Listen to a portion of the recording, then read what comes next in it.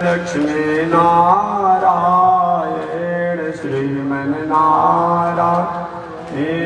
लक्ष्मी नारायण श्रीमन्नारायण नारायण नारायण श्रीमन्नारायण। अब छोड़ दो, ढेर मत बैठो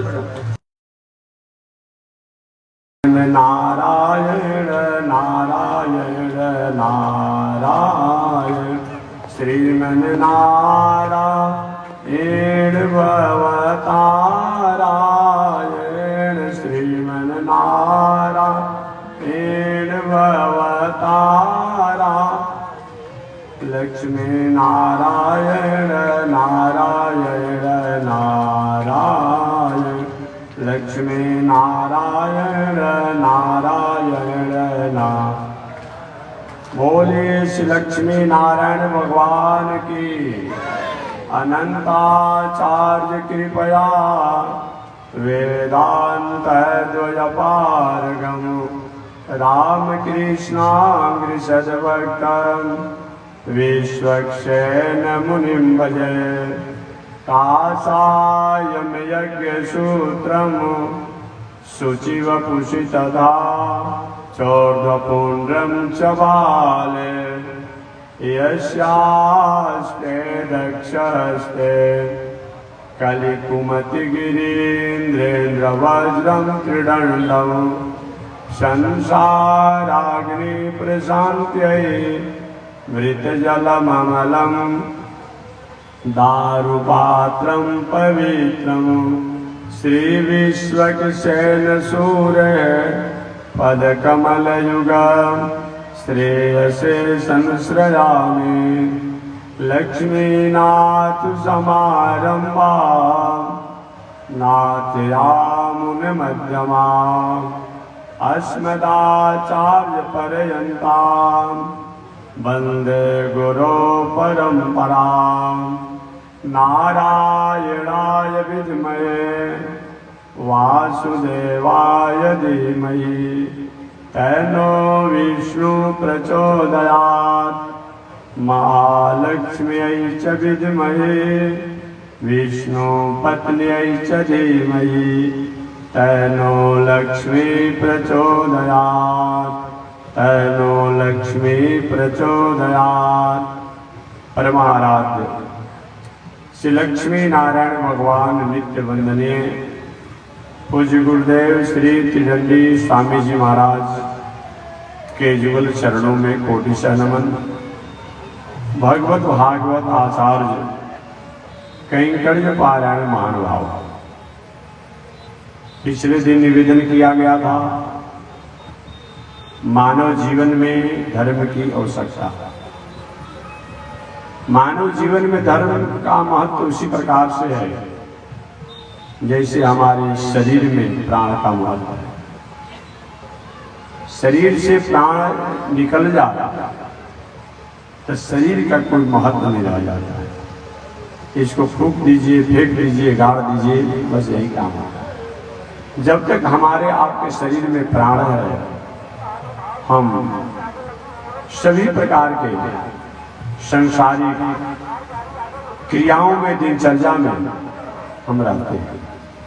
इसलिए जीवन में धर्म को त्यागने की बात नहीं है, धर्म को त्यागा भी नहीं जा सकता है। बोलना भी धर्म है, चलना भी धर्म है, भोजन करना भी धर्म है, देखना भी धर्म है, सुनना भी धर्म है। आखिर इस धर्म को कैसे त्यागा जा सकता है? अगर आध्यात्मिक विचार किया जाए,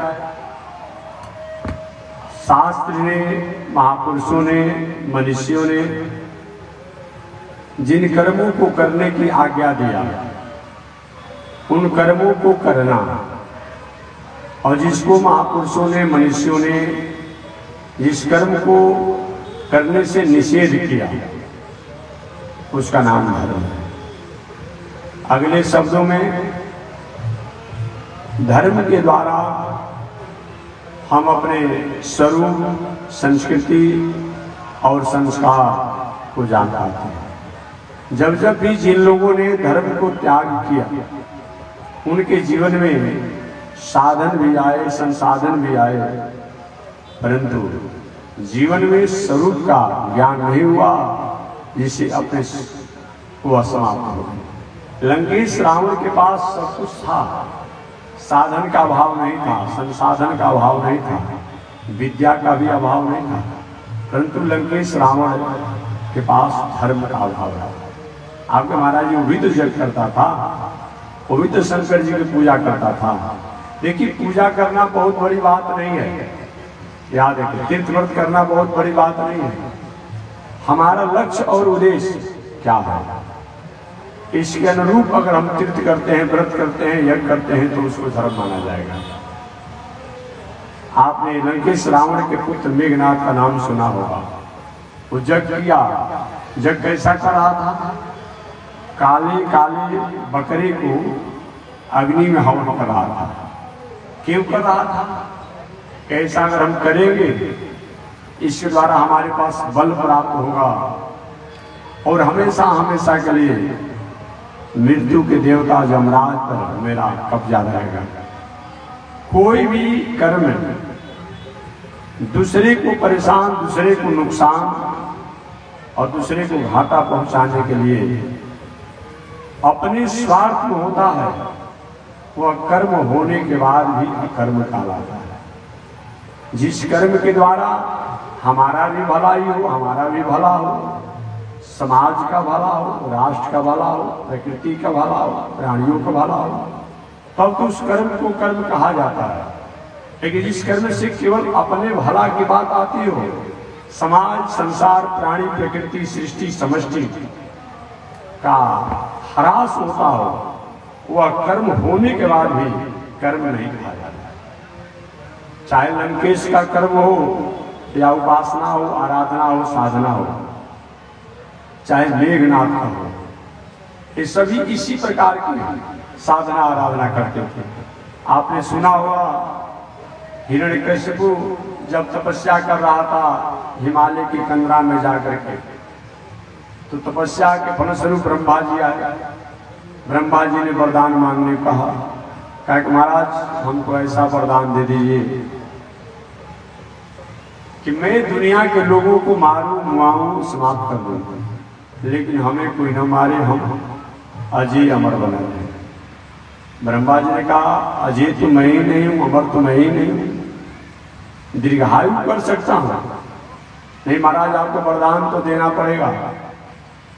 अंत में ब्रह्मा जी को वरदान देना पड़ा हिरण्यकश्यपु को कि चलिए आपने तपस्या किया है, तो मैं वरदान देता हूं कि हमारी सृष्टि में किसी द्वारा आपकी मृत्यु नहीं होगी। हिरण्यकश्यपु एक को दैत्य था। दैत्य माने किसी का सिंह और पूंछ नहीं होता है। हमारे आपके परिवार में लोगों का नेचर, सिग्नेचर, रहन सहन, उठन बैठन, खान पान बिगड़ जाता है, तो वही राक्षस कहलाते हैं, वही दैत्य कहलाते हैं, वही असुर कहलाते हैं। और ये बात नहीं है कि किसी का सिंह होता है और किसी का पूंछ होता है। अरे चाहे रावण की बात आती हो, हिरण्यकश्यप, हिरण्याक्ष की बात आती है, कौन है आप जानते हैं? रावण उत्तम कुल पुलस्त के परिवार का था, नाती विश्रवा मुनि का पुत्र था। कितना बड़ा परिवार था। अरे और क्या, हिरण्यकश्यप कौन था? हिरण्याक्ष कौन था? कश्यप ऋषि का पुत्र था। आप ही कश्यप, कश्यप अदिति महातपकीन्हा। कश्यप और अदिति ने घोर तप किया और घोर तप करके कश्यप ऋषि की बड़ी पत्नी अदिति से 12 आदित्य देवता लोग हुए। देवताओं को आदित्य भी कहा जाता है। उन आदित्य देवता में वरुण देवता, सूर्य देवता, वामन देवता, अर्जमा देवता, इंद्र, ये सब आदित्य कहलाए और अदिति के पुत्र हैं। देखिए एक बात और मैं कहूंगा, आप अपना बेटी का विवाह व बेटा का विवाह या अपने भाई का विवाह, जिसका भी विवाह करिए,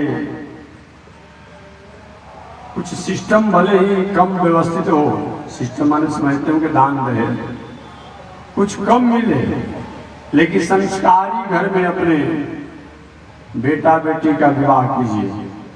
ऐसा अगर नहीं होता है, धन संपत्ति तो कुछ दिनों के बाद समाप्त हो जाएगा, लेकिन जो संस्कारी अगर विवाह आप नहीं करेंगे, उसका परिणाम आपके साथ आएगा।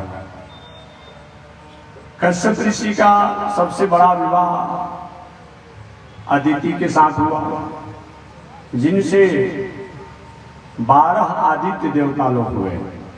उन 12 आदित्य देवता में 52 भगवान का भी नाम आता है, इंद्र का भी नाम आता है, सूर्य का भी नाम आता है, अर्जुमा का भी नाम आता है, वरुण देव का भी नाम आता है, ऐसे लोग का नाम आता है। कश्यप ऋषि का दूसरा विवाह हुआ। इस दूसरे विवाह जो हुआ वह दूसरी पत्नी का नाम दीति था। दीति दैत्यों की बहन। समय से कश्यप ऋषि और दीति के साथ इंतर्जा होने लगा। एक दिन दीति ने कश्यप ऋषि से प्रार्थना की, महाराज मेरी सौत अदिति के 12 आदित्य देवता लोग हो चुके हैं, मुझे कोई संतान नहीं है। कश्यप ऋषि ने कहा कि अभी जो तुमने वंश विस्तार की प्रार्थना किया है, यह समय उपयुक्त नहीं है, मुहूर्त उपयुक्त नहीं है, प्रतीक्षा करो। दीति नहीं मानी और कश्यप ऋषि से वंश विस्तार की याचना की। पत्नी की भावना में आकर के भावित होकर के कश्यप ऋषि ने दीति को वंश विस्तार का अधिकार दिया। समय से कश्यप ऋषि ने कहा, देवी जो तुमने दुराग्रह किया है, इससे तुम्हें संतान तो होंगे, लेकिन उसके द्वारा प्रकृति सृष्टि और समष्टि का, संसार के प्राणियों को सुख प्राप्त नहीं होगा। महाराज क्यों? तुम्हारे संतान जो होंगे असुरी प्रवृत्ति को होंगे, राक्षसी प्रवृत्ति को होंगे, दैत्य प्रवृत्ति को होंगे। अफसोस किया दीति ने, पश्चाताप किया, प्रभु तो मैं काम भावना में थी, कृपा किया जाए। कश्यप ऋषि ने कहा कि तुमने मन में अपने को ग्लानि किया है, तो चलो तुम्हारा बेटा तो लायक नहीं होगा, तुम्हारा बेटा तो असुर होगा, दैत्य होगा, दानव होगा, परंतु तुम्हारा नाती जो होगा ना, वो भगवान का भक्त होगा, प्रकृति समष्टि सृष्टि और प्राणियों के मंगल कामना करने वाला होगा। समय बीतते चला गया। कश्यप ऋषि की दूसरी पत्नी दीति से 2 बालक हुए, हिरण्याक्ष और हिरण्यकश्यप। कहीं के हिरण्यकश्यप को बड़ा बताया गया, हिरण्याक्ष को छोटा बताया गया, और कहीं कहीं हिरण्याक्ष को बड़ा बताया गया, हिरण्यकश्यप को छोटा बताया गया। ये बहुत विवाद का विषय नहीं है। जब जुड़वा लड़का होता है तो जो आगे हो गया, पहले हो गया, उसको बड़ा मान लिया जाता है, बाद में जो होता है उसको छोटा मान लिया जाता है। ये बहुत बड़ा विवाद का विषय है। हिरण्याक्ष और हिरण्यकश्यप का जन्म हुआ, दोनों कुछ ही समय में तेजस्वी हुए, कश्यप ऋषि के संतति हैं। ब्रह्मा जी की तपस्या करने लगे, घोर तपस्या करते हुए। हिरण्यकश्यप का भाई हिरण्याक्ष ने ब्रह्मा जी से अपूर्व वरदान को प्राप्त किया। और अपूर्व का मतलब क्या होता है? इससे पहले और दैत्यों ने ऐसा वरदान नहीं प्राप्त किया था। अपूर्व वरदान को प्राप्त किया हिरण्याक्ष ने, और हिरण्याक्ष ने जब अपूर्व वरदान प्राप्त किया तो लोगों को सताना शुरू कर दिया। लेकिन सज्जन पुरुषों में और समान लोगों में इतना ही अंतर है। सज्जन पुरुषों के पास धन संपत्ति अगर आता है, पद प्रतिष्ठा आती है, वैभव ऐश्वर्य आता है, बल होता है, तो आवश्यकता मंदों की वो सहायता करते हैं। और समान व्यक्ति के पास अगर धन संपत्ति पद प्रतिष्ठा आता है तो पहले का ईर्ष्या, पहले का बैर ठान करके उसको हरास करना चाहता है, नुकसान पहुंचाना चाहता है, और बहुत अंतर नहीं है। हिरण्याक्ष ने मन में ठान लिया कि जिन विष्णु और जिन नारायण के कारण हमारे दैत्य हमेशा पलायन को प्राप्त करते हैं, इस बार मैं विष्णु को भी रहने नहीं दूंगा और देवताओं को भी मैं छक्का छोड़ा दूंगा। चारों तरफ हाहाकार मच गया। हिरण्याक्ष कहीं भी देवताओं को देखता या तो अपने अनुशासन में कर लेता या तो उनको दंडित करता। एक बार नारद जी से हिरण्याक्ष की मुलाकात हुई। हिरण्यकश्यप का बड़ा भाई था। हिरण्याक्ष ने नारद जी से पूछा, इसमें मेरे समान या मेरे से अधिक बलवान दुनिया में कौन है? नारद जी कहे, ये मेरा विषय तो नहीं है। तो नहीं है तो महाराज आप ही तो हमसे संग्राम कीजिए। नारद को मैं आते तो कभी युद्ध नहीं किया हूं, तो किसी वीर का नाम बता दीजिए। नारद ने कहा, देखिए अगर वीर की बात आप करते हैं तो कुछ ही समय पहले एक बड़ा प्रकट हुआ है, एक शुकर प्रकट हुआ है जो बहुत बड़ा बलिष्ठ है। नाम तो शुकर है लेकिन बल इतना है शायद उसका मुकाबला इसमें कोई कर नहीं सकता। अच्छा, वही आपके भुजाओं में जो खुजली मची हुई है उसको शांत करेगा। कुछ दिन पहले जो पृथ्वी जल के ऊपर थी वह वराहावतार भगवान प्रकट होकर के और उस पृथ्वी को जल के ऊपर स्थापित करने के लिए सोच ऐसे अपने दांत के अग्रभाग पर उस पृथ्वी को सूक्ष्म गुण स्वरूप धारण करके और जल की अंतिम सतह पर बैठे थे। इस समय से दुनिया की हलचल अगर शांत हो जाएगी तो मैं पृथ्वी को जल के ऊपर स्थापित करूंगा। वह हिरण्याक्ष ढूंढते हुए गया। सबसे पहले तो वरुण लोक में गया और वरुण देवता से कहा कि हालांकि भागवत में तो निवेदन किया गया है कि बाएं हाथ एक हाथ से प्रणाम किया वरुण देव। एक तरह से अपमान करना। वरुण देव बहुत कुछ नहीं बोले। वरुण देव से कहा कि मैं आपसे युद्ध करना चाहता हूं, मुझसे युद्ध करो। वरुण देव कहे कि मेरे पास स्थिति अभी युद्ध करने की नहीं है। आगे बढ़ गया।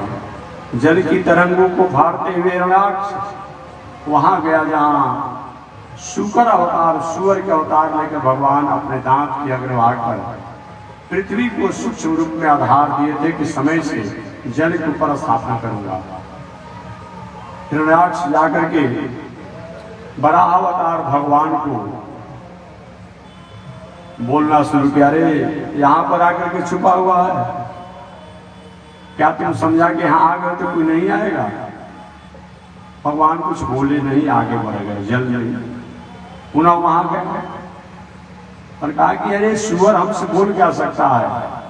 मैं त्रिकाल संध्या बंदन करने वाला कश्यप ऋषि का पुत्र हूं, इसकी हिम्मत क्या है बोलने के लिए? फिर भी भगवान नहीं बोले, आगे बढ़े। ये गया वो जाकर के वराहावतार परमात्मा को एक चक्कर मारा।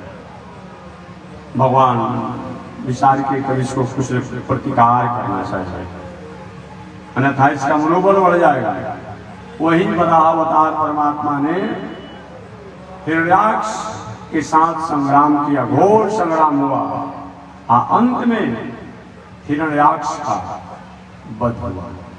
श्रीमद् भागवत महापुराण में जो भागवत सप्ताह लोग सुनते हैं उसमें आदौ हिरण्याक्ष वध, ये श्रीमद् भागवत महापुराण के सप्ताह के प्रथम दिन की कथा यही कोई विश्राम नहीं है। अब तो विद्वान लोग भी नोटबुक के अनुसार इस समय कथा हो रही है, जितना कहना वही कह रहे हैं, उनको इससे से कोई मतलब रह नहीं गया है। अब महात्मा और भी जो कुछ करते करते बेचारे 4 दिन लगा दे रहा है, अब बाकी 2-3 दिन में सारी कथा कह रहा है। ठीक है, उन लोग की अपनी भाई व्यवस्था है, लेकिन ऐसी अनुष्ठान करने वाले कथा व्यास को ऐसा नहीं करना। बाकी आप प्रवचन सुना रहे हैं तो किसी एक अध्याय पर आप चाहें तो 1 वर्ष सुना सकते हैं। अगर आपके पास पांडित हो तो, विद्वान आप हो एक श्लोक पर आप एक महीना सुना सकते हैं, परंतु सप्ताह जब करें तो सप्ताह का नियम होना चाहिए। तो सप्ताह नियम में बताया गया आदो हिरण्याक्ष वध। हिरण्याक्ष वध की कथा पर एक प्रथम दिन की कथा भागवत सप्ताह में बताई गई है।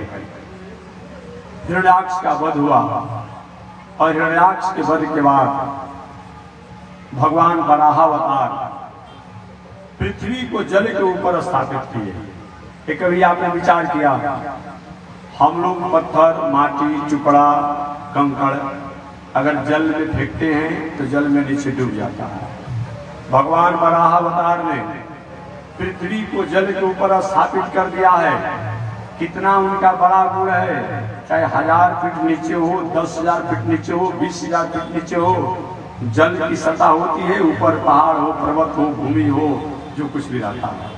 कितना बड़ा तकनीकी उनकी है। ऐसे वराह अवतार भगवान ने पृथ्वी का उद्धार किया। अभी हमारे कथा व्यास बोल रहे थे ब्रह्मचारी जी कि उत्तरी भारत में भगवान होते हैं, तुम पढ़ा लिखा नहीं है, क्या ऐसा निर्णय करते हो? वराह अवतार भगवान कहाँ प्रकट हुए? दक्षिण भारत में प्रकट हुए। नरसिंहावतार भगवान कहाँ प्रकट हुए? दक्षिण भारत में प्रकट हुए। कच्छप अवतार भगवान कहाँ प्रकट हुए? दक्षिण भारत में प्रकट हुए। मीनावतार भगवान कहाँ प्रकट हुए? दक्षिण भारत में प्रकट हुए। शत्रथ राजा को कृपा करने के लिए ऐसा शब्द न बोल देना जो कि पुरुष असहज हो जाए। वही मैंने कहा ना कि आज तो नोटबुक की पढ़ाई चल रही है, मोबाइल पर और कोई टेलीविजन पर बस सुन लिया, आगे पीछे। पहले के लोग मूल किताब को पढ़ते थे, अब तो बाद में किसी का और कुछ सुना जाता था। मूल तो पढ़ना रह नहीं गया किसी को, इतना याद क्या वही बोलना शुरू कर देता है। नहीं, बोलने से पहले समझो क्या मैं बोलने जा रहा हूं। ये हो सकता है, कहा जा सकता है कि प्रायः जो भी भगवान की कृपा अवतार, मर्यादा अवतार, लीला अवतार भगवान का अवतार हुए हैं, वो अधिक से अधिक उत्तर भारत में हुए हैं। बाकी ये नहीं कहा जा सकता है कि दक्षिण भारत में भगवान का अवतार ही नहीं हुआ है। ये अपने को या तो मूर्ख और पागल सूचित करना है।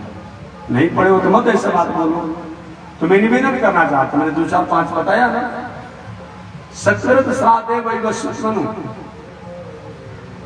जो महाप्रलय का दर्शन हुआ था, मीनावतार वो कहाँ हुआ? कच्छप अवतार कहाँ हुआ? हैग्रीव अवतार कहाँ हुआ? नरसिंह अवतार कहाँ हुआ? इसको नकारा नहीं जा सकता है। वराह अवतार कहाँ हुआ? तो किसी की अपना पढ़ लिया हुआ लोग वही बोल रहा है, अब पढ़ने वाला भी तो कहते वहीं से पढ़ रहा है। इसलिए शास्त्र की बातों को समझने के लिए हमें कभी प्रज्ञा और रितंबरा बुद्धि होनी पड़ेगी। हम आगे क्या कहने जा रहे हैं, तो मैं निवेदन करना चाहता हूं। हिरण्याक्ष के वध के बाद हिरण्याक्ष का भाई हिरण्यकशिपु जो है,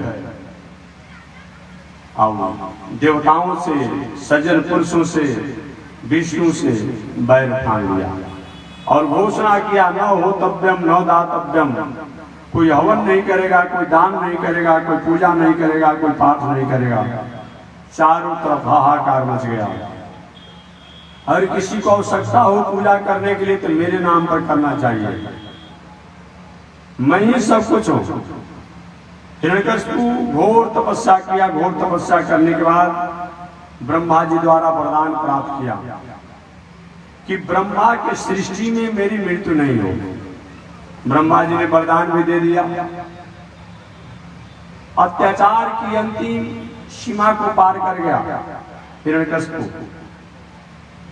देवता लोग से बर्दाश्त नहीं हुआ। देवता लोग भगवान श्रीमन नारायण के पास गए कि प्रभु अब जीवन जीने का कोई मतलब नहीं होता है, आप कृपा करें। भगवान श्रीमन नारायण ने देवताओं को विश्वास दिया। देवताओं, जब जीवन में विषम परिस्थितियां आए तो हमारे साथ सब लोग हमारा साथ छोड़ दे, लेकिन हमें धैर्य और विश्वास रूपी मित्र का कभी त्याग नहीं करना चाहिए। आपने राजा नल और दमयंती की कथा कभी आपको पढ़े होंगे। राजा नल और दमयंती। राजा नल अपने सर्वस्व संपत्ति को समाप्त कर चुके थे जुआ में। दमयंती ने अपने धैर्य और विश्वास के बल पर राजा नल को उनके स्वरूप तक पहुंचाया। हरिश्चंद्र की कथा सब लोग जानते हैं। हरिश्चंद्र सब कुछ अपने को गंवा चुके थे, दे चुके थे, छुड़ा नहीं गया था। परंतु हरिश्चंद्र और हरिश्चंद्र की पत्नी ये दोनों ने विश्वास और धैर्य को धारण किया। परिणाम क्या हुआ? स्वयं भगवान को आना पड़ा, धर्म को आना पड़ा, धर्मराज को आना पड़ा और कहा हरिश्चंद्र आपकी केवल परीक्षा ले जा रही थी, आप परीक्षा में सफल हैं। इसलिए जीवन में संसार के लोग तो हमारे साथ तब तक रहते हैं जब तक हमारे पास स्थितियां होती हैं। संसार के लोग जब हमारे पास धन नहीं रहेगा, बल नहीं रहेगा, पद नहीं रहेगा, ऐश्वर्य नहीं रहेगा, वैभव नहीं रहेगा। अब कुछ देर पहले मैं बैठा था, व्यवहारिक चर्चा कुछ लोग कर रहे थे, नाम मन से मैं नहीं लूंगा। अब इस संसार के लोग कब किसको पागल घोषित कर देगा, कब किसको दिवालिया घोषित कर देगा, कोई ठिकाना नहीं। जब अगर हमको उनसे हमारी आकांक्षाओं के अनुसार हमारी इच्छाओं की पूर्ति नहीं होती है तो उसके प्रति हमारा रुझान उदास हो जाता है। सब दुनिया के लोग हमारा साथ छोड़ दें, उस समय भी हमें उन परमात्मा को और उन परमात्मा के साथ विश्वास और धैर्य को धारण रखना चाहिए। हमेशा हमेशा के लिए यही बताया। विश्वास एक ऐसा हमारी पूंजी है, विश्वास एक ऐसा हमारा मित्र है, धैर्य एक ऐसा हमारा मित्र है, धैर्य एक हमारी ऐसी पूंजी है जो हमें अंतिम क्षण और अंतिम पल में भी हमारी सहायता करती है। लेकिन हम करते क्या है, कभी कभी जीवन में गरीबी आ गई, जीवन में उतार चढ़ाव आ गया, हम गलत मार्गों के अधिकारी हो जाते हैं, गलत आचरण के अधिकारी हो जाते हैं। ऐसा होना नहीं चाहिए। अगर हम धैर्य और विश्वास के साथ रहते हैं, एक न एक दिन हमारा धैर्य और विश्वास हमें उस मुकाम तक पहुंचाने का काम करता है। आपने सुना होगा जिसमें द्रौपदी के वस्त्रों को खींचा जा रहा था, अपने ही लोगों द्वारा अपमान किया जा रहा था, बेइज्जत किया जा रहा था। द्रौपदी ने बारी बारी से सबको पुकारा था। द्रौपदी को तो सबसे पहले अपने पर भी विश्वास था कि मैं भी पंचाल नरेश की बेटी हूं, मेरा कोई क्या बिगाड़ सकता है, मैं पंचाल नरेश की बेटी हूं, मेरा कोई क्या बिगाड़ सकता है। आज भी पंजाब के लोग का खान पान और लोगों से अच्छा होता है और हिष्ट पुष्ट होते हैं। पंजाब नरेश की बेटी थी, पंचाल नरेश की बेटी थी, बहुत देरों तक अपने बल को आजमाया द्रौपदी ने, लेकिन एक नारी उस दुशासन के सामने क्या कर सकती है। दुर्योधन ललकार रहा था, दुशासन वस्त्रों को खींच रहा था, द्रौपदी असमर्थ हो गई। आपने गांडीवधारी अर्जुन को पुकारा, हे गांडीवधारी अर्जुन, आपने स्वयंवर में मुझे प्राप्त किया है, आप मेरी रक्षा करें। ये भी कुछ नहीं कर पाया। भीम दादा को पुकारा, धर्मराज युधिष्ठिर को पुकारा, नकुल सहदेव को पुकारा, लेकिन कोई कुछ नहीं बोला। देखिए, अगर आप अनीति अन्याय अधर्म के मार्ग पर पैर रख दिए होंगे तो कितना भी बड़ा आदमी होंगे, आपका सिर ऊंचा नहीं उठ सकता। याद रखिए, अनीति अन्याय अधर्म के पग के मार्ग पर अगर आपका पैर चल गया है तो आप समाज में अकेले कभी सिर को ऊंचा नहीं उठा सकते हैं। पांडवों द्वारा यही हुआ था। जो पांडव स्वरूप और धर्म और संस्कृति के प्रतीक माने जाते थे, ऐसे पांडव लोग ने जुआ में अपने को तो हारा, साथ ही साथ अपनी पत्नी द्रौपदी को हार गया। द्रौपदी पुकार रही है, पांचों पांडव सिर नीचे करके उसी सभा में बैठे थे जो बोलने का। भीष्माचार्य को पुकारा, कृपाचार्य को पुकारा, द्रोणाचार्य को पुकारा और भी लोगों को पुकारा जो भी अपने को बलशाली मानते थे। कोई नहीं सोचा, कोई कुछ कहा ही नहीं। अंत में द्रौपदी ने कहा, इस दुनिया के लोगों को पुकारने से हमारा रक्षा नहीं होने वाला है। जो दुनिया की रक्षा करता है उसी को क्यों नहीं पुकारा जाए। वहीं द्रौपदी पुकारती है, भो कृष्णाच्युत भो कृपालय हरे, भो पांडवा नाम सखे, क्वासी क्वासी सुयोधनाधिपहिताम, भो रक्ष मामात्र। भो कृष्णाच्युत, वो माने अरे भी होता है, हे भी होता है, अहो भी होता है। इस भाव में आप कर लीजिए। हमेशा मैं कहता हूं कि भारतीय दर्शन प्रकरण के अनुसार अर्थ किया जाता है और होने पर भी प्रकरण के अनुसार अर्थ किया जाता है। जैसे कोई व्यक्ति भोजन करने बैठा हो, भोजन करने के लिए बैठा हो और भोजन का एक दो गिलास अपने मुख में डाला हो, अचानक वो कहते कि सैंधव लाइए, तो वहां सैंधव माने नीमक होता है, नीमक लेकर के आना चाहिए। कोई व्यक्ति मुरेठा बांध करके, कपड़ा पहन करके और हाथ में साबुत लगाम इत्यादि लेकर के द्वार पर घोड़ा बांधा हुआ हो और अपने किसी आदमी से कहे कि सैंधव लाइए, अगर द्वार पर घोड़ा बांधा है तो घोड़ा लेकर आना चाहिए। सैंधव माने घोड़ा भी होता है, सैंधव माने नमक होता है। तो प्रकरण के अनुसार हमारे भारतीय दर्शन में अर्थ किए जाते हैं, केवल शब्दों के अनुसार अर्थ नहीं किए जाते हैं। शब्द तो एक माध्यम है, लेकिन शब्द से ही केवल अर्थ नहीं किया जाएगा। तो यहाँ जैसा प्रकरण हुआ वैसा अर्थ किया जाता है। भो कृष्णाच्युत भो कृपालय हरे, भो पांडवा नाम सखे, क्वासी क्वासी सुयोधनाधिपहिता, भो रक्ष मामातुरम। भो कृष्णाच्युत, हे कृष्ण, हरे कृष्ण, अहो कृष्ण, तीनों अर्थ किया जाएगा। तो हे कृष्ण करना अच्छा रहेगा। हे कृष्ण, भो कृष्णाच्युत, भो कृपालय हरे, हे कृपालु, अब आप कृपा किस काम की। भो कृष्णाच्युत, भो कृष्णाच्युत, हे कृष्ण, हे अच्युत, आपका नाम अच्युत है। अच्युत का मतलब क्या होता है? जो अपने कर्मों से, सिद्धांतों से, विचारों से पीछे न हटे, च्युत न हो, भटके नहीं, भूले नहीं, उसका नाम क्या है? अच्युत है। एक पौराणिक कथा सुना दूं तब आगे मैं बढ़ जाऊंगा। वृंदावन की कथा है। वृंदावन में जमुना उस पार संतों में महासंत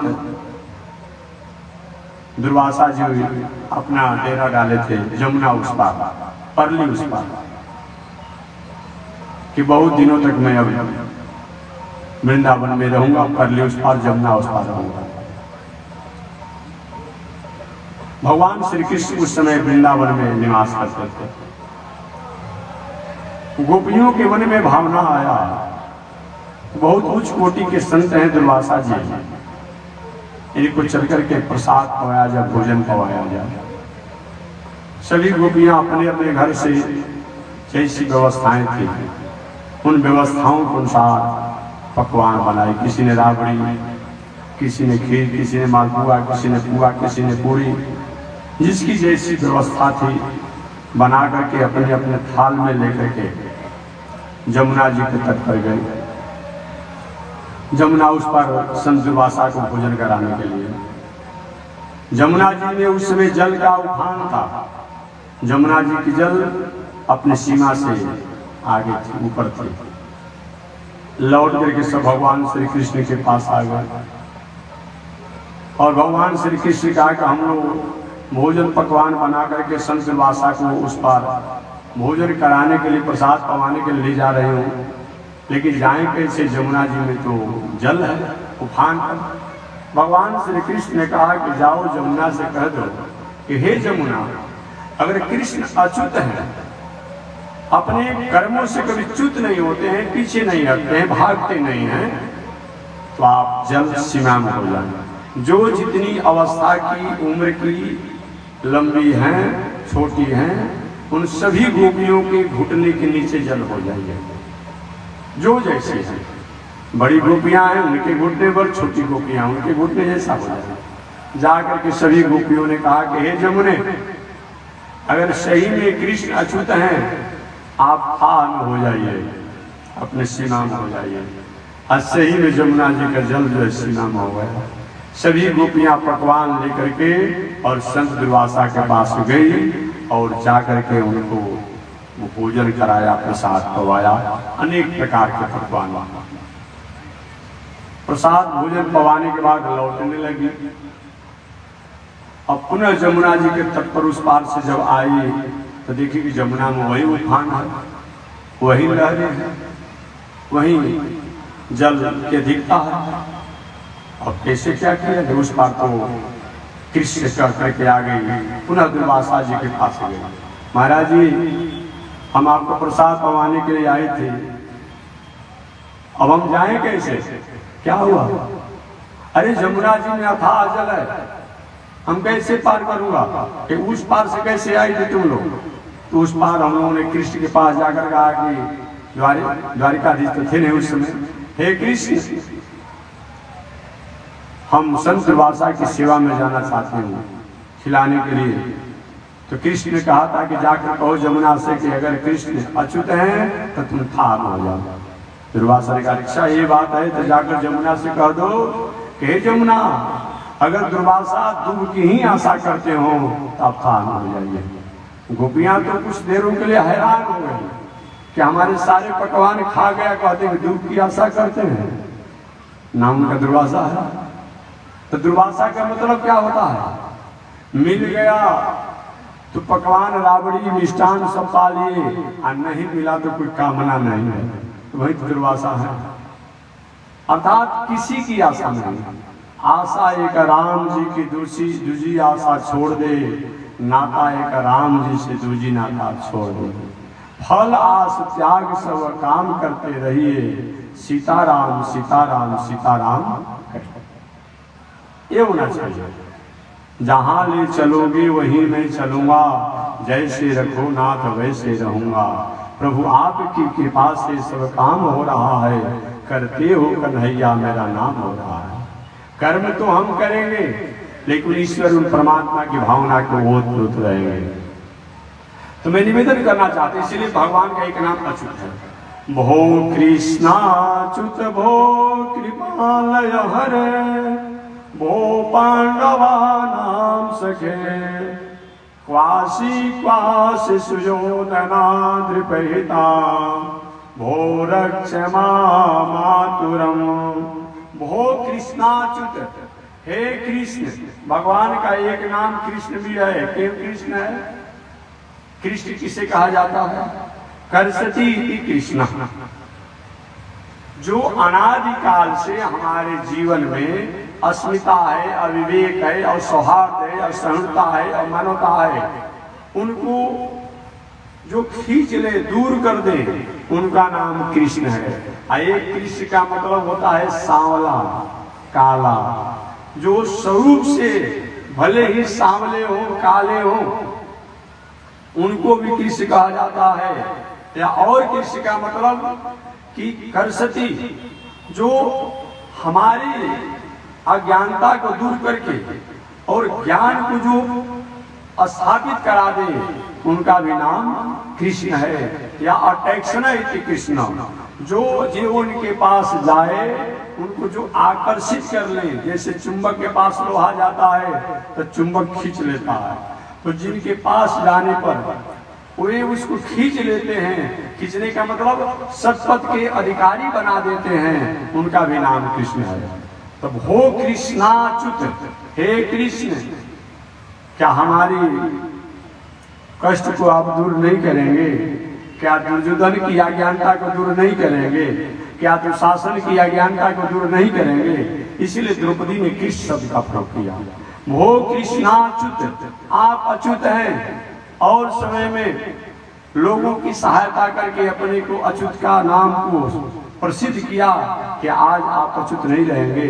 भो कृष्णाच्युत भो कृपालय हरे, और आप कृपालु भी हैं, कृपा करने वाले हैं। हरे, हरि शब्द का अर्थ है हरे, आप हरे हैं। हरि हरति पापापिनी, आप कष्टों को हरण करने वाले हैं। भो कृष्णाच्युत भो कृपालय हरे, भो पांडवा नाम सखे, आप पांडवों के सखा हैं। एक सखा दूसरे सखा पर संकट जब आता है, एक सखा के परिवार पर जब संकट आती है तो दूसरा सखा जो उसको दूर करता है। आप पांडवों के सखा हैं, क्या आप कष्ट को दूर नहीं करेंगे? भो पांडवा नाम सखे, क्वासी क्वासी सुयोधनादिपहिताम, वो रक्ष मामातुरम। हे कृष्ण, आप मेरी रक्षा